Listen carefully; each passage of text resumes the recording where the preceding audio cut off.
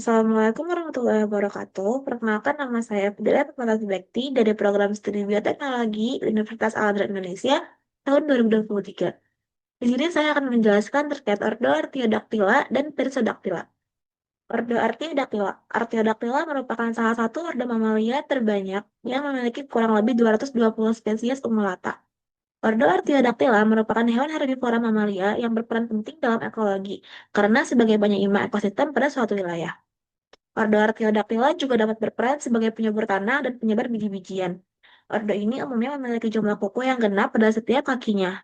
Ordo Artiodactyla memiliki tiga subordo, di antaranya yaitu subordo Suina, subordo Ruminantia, dan subordo Tylopoda. Penyebaran Ordo Artiodactyla cukup meluas, namun setelah banyak terjadinya penebangan hutan dan perburuan secara liar, dapat mempengaruhi keberlangsungan hidup ordo tersebut. Basilampus tragocamelus merupakan salah satu jenis antelop terbesar yang berasal dari wilayah India. Hewan ini memiliki tubuh yang besar dan ramping, dengan tinggi yang dapat mencapai 1,5 meter di area bahu dan beratnya bisa mencapai 300 kilogram. Biasanya, jantan memiliki warna abu-abu kebiruan dengan tanduk pendek yang tajam, sedangkan betina berwarna coklat kekuningan dan tidak memiliki tanduk. Ciri khas lainnya adalah adanya surai pendek di bagian leher dan jambul kecil di tenggorokan.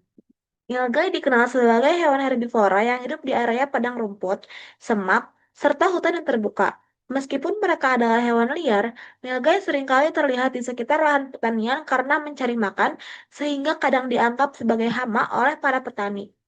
Hewan ini aktif selama pagi dan sore hari, serta memiliki sifat yang pemalu dan waspada terhadap keberadaan manusia. Nilgai juga menjadi simbol kekayaan fauna unik dari India. Klasifikasi nilgaya itu termasuk ke dalam kingdom Animalia, film Chordata, kelas Mamalia, ordo Artiodactyla, famili Bovidae, genus Basilampus, dan spesiesnya Basilampus tragocamelus. Basilampus tragocamelus bereproduksi dengan periode yang berbeda-beda dan biasanya anakannya akan terlahir kembar. Sistem reproduksi ini mirip dengan hewan ungulata lainnya.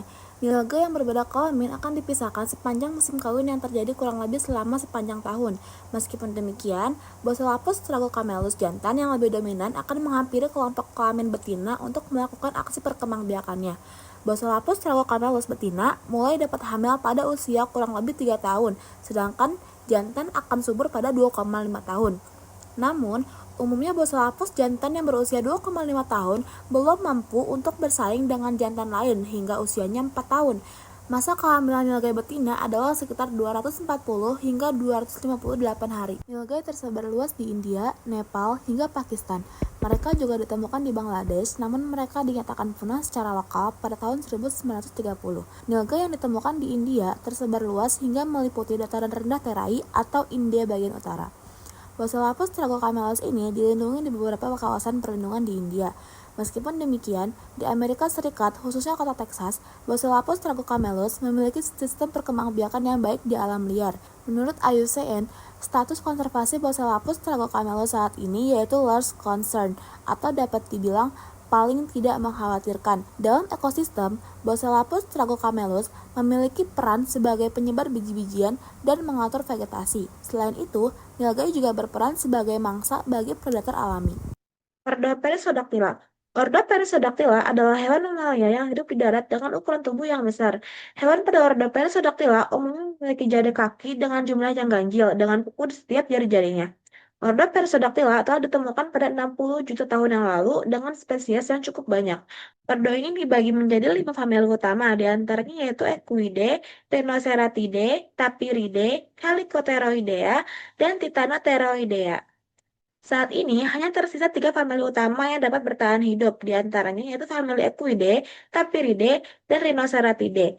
Sedangkan dua ordo lainnya yaitu Chalicotheroidea dan Titanotheroidea telah punah pada zaman Pleistocene atau zaman es yang dimana saat 11.000 tahun yang lalu sebagian besar wilayah di bumi tertutupi oleh es. Zebra atau Equus quagga merupakan mamalia yang termasuk dalam ordo Perissodactyla yang memiliki struktur tubuh yang mirip seperti kuda.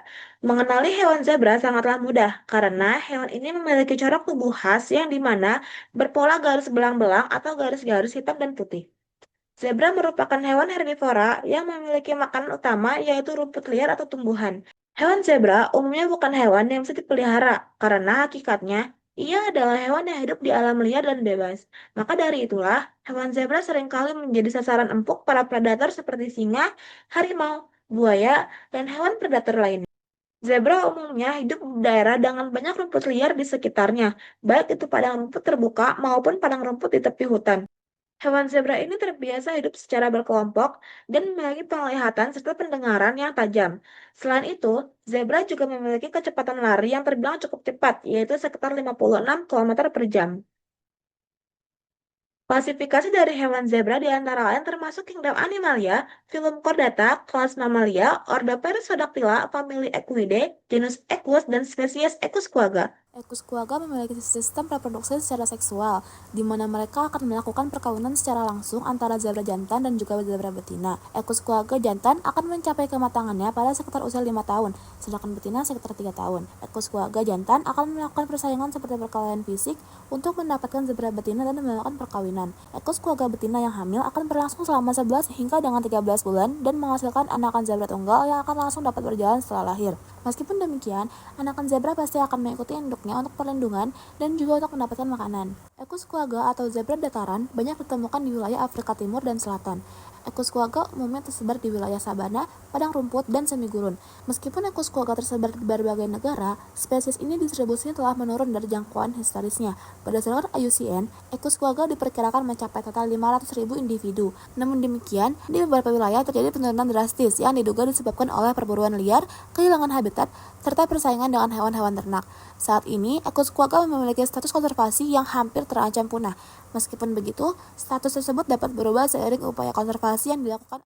Sekian pelaporan yang dapat saya sampaikan. Kurang lebihnya mohon maaf. Wassalamualaikum warahmatullahi wabarakatuh.